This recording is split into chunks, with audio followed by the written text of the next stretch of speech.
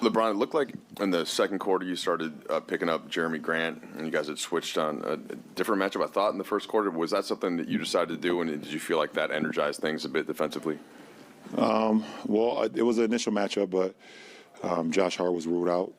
So I went to start on Walford to start the game, but then Pat got the early quick foul. So I didn't want him to get a second one. So I switched over to that, and it basically became my primary defense for the rest of the game. And then just second half, what did you guys do better and sharper than the previous games, obviously after blowing the lead? Well, the difference between tonight and last game, we got into our sets offensively. Even when they scored, we didn't lower our heads. We got up the floor and got into our sets, gave ourselves a lot of time to execute what we needed to go through. Had the ball moving from side to side, no matter if we made or missed. We got some great shots. Just the overall energy and cohesion of the group right now over this last, 2-3 weeks and heading into the challenge ahead. Where do you see things standing right now? We want to continue to grow. That's all you can ask for. Had some struggles early, which we didn't want, but, it's all part of the process. So, we look forward to continuing getting better. Obviously, going on your first road trip when you have a new group, it's always challenging, but it's a beautiful thing, though. You get to continue to grow. You get to grow a lot, with one another. So I'm looking forward to it. LeBron, Austin had a season-high 22 points tonight. He's been averaging 16 over his last 9, shooting 50, 40, 90. What have you seen from him over these last few weeks? Just got back to doing what he was doing last year. And he's getting his role continues to grow on his team. We trust him. He knows that I trust him. And he goes out and just plays his game. And it's a beautiful thing to see, especially for a young player to see his growth from 1 year to the next. LeBron, what did you see from AD in the fourth today? And is that kind of what you guys need, especially as teams try to make pushes that not just the easy baskets, but getting to the line and kind of extinguishing those mini rallies? I think he was just himself in the fourth quarter. Like we had a lot of conversations yesterday. Yesterday was a tough day for us coming off that loss, and but we had a lot of great conversations on what we need to do to get better, how we can all be better individually. I made it a point of emphasis to kind of make sure that AD was a point of that, especially in the fourth quarter. So he's too big. It's too big time for our team not to have the ball in his hands, or like you seen on the one when Dennis was able to drive and got the floater. The layup over Nurkic, he missed, and the AD cleaned it up off the glass. You saw the pocket pass from DS when he was able to get the and one over Justice Winslow. Just very active.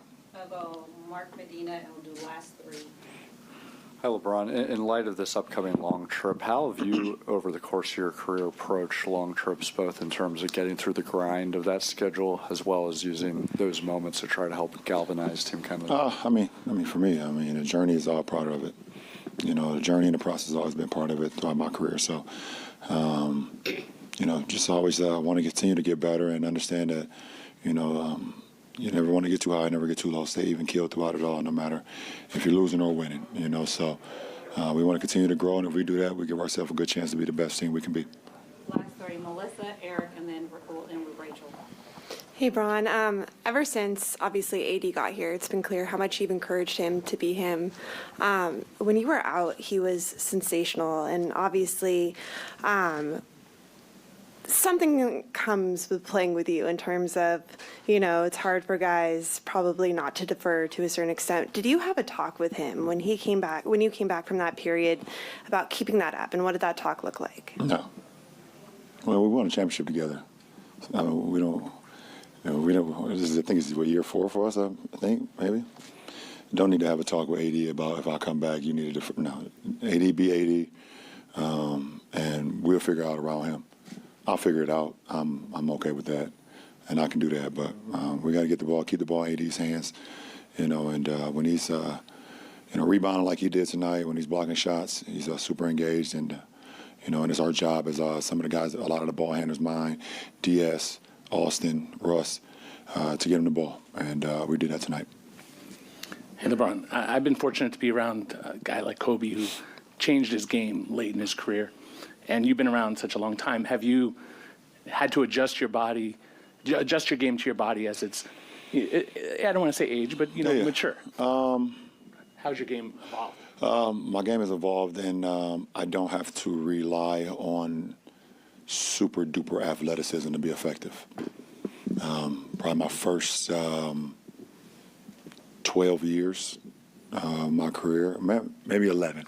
First 11, 12 years, I was just super duper athletic, and I can not be as efficient and not be as dialed in on the actual game, basketball game. I can go out and just figure things out once I jumped in the air. I knew my first few years, I knew if I'll take off, I was going to be up there a lot longer than you. You're just going to land before me. Then I'll figure it out after that. But I'm also smart enough to know that in order for me to be the best player I needed to be, I got to continue to grow my game. And a lot of teams and a lot of coaches helped me. Coach Pop helped me by going under pick and rolls constantly. Dwayne Casey and his defense that he had on me when we went against Dallas in the finals in Miami helped me. Rick Carlisle, part of that as well. So a lot of those coaches helped me get better because I knew that in order for me to be the best player I can be and one of the greatest of all time, I could not have no weakness. Last question. First of all, the answer to the question about how things have changed on road trips is that the wine has gotten more expensive. I take it with me now. It's Yes, smarter. exactly. I'm a little smarter now. Russell said he has never hit 2 buzzer-beaten threes in a single game.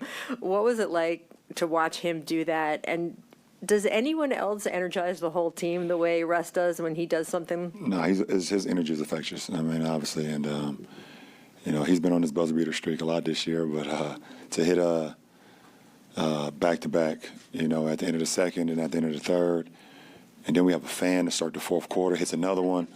It's very electric in the building tonight. But Russ, his energy and what he plays with, his joy of the game is very infectious to our team.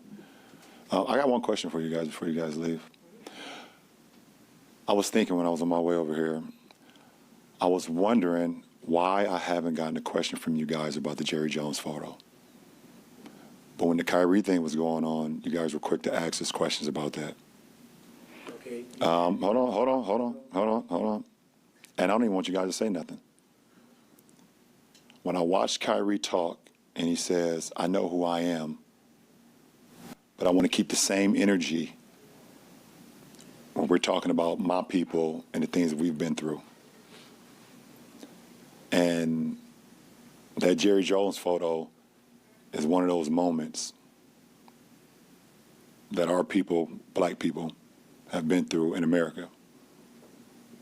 And I feel like as a black man, as a black athlete, as someone with power and a platform, when we do something wrong or something that people don't agree with, it's on every single tabloid, every single news coverage. It's on the bottom ticker. It's asked about every single day. But it seems like to me that the whole Jerry Jones situation photo, and I know it was years and years ago and we all make mistakes, I get it. But it seemed like it's just been buried under like, oh, it happened. Okay, we just move on. And I was just kind of disappointed that I haven't received that question from you guys. Appreciate it.